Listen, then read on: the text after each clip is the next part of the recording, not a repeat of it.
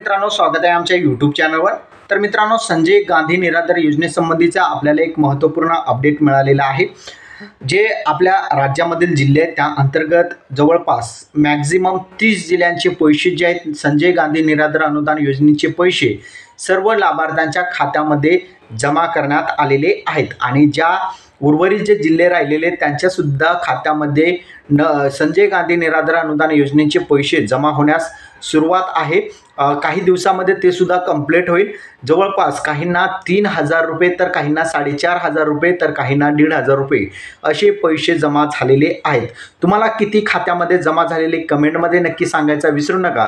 तुमच्या जिल्ह्यातील लाभार्थ्यांच्या खात्यामध्ये पैसे जमा झालेले आहे का किंवा तुम्ही कोणत्या जिल्ह्यातून आहात ते सुद्धा कमेंट करा, जेणेकरून आम्हाला समजेल की या जिल्ह्यामध्ये जे आहेत संजय गांधी निराधार अनुदान योजनेचे पैसे जमा झालेले आहेत।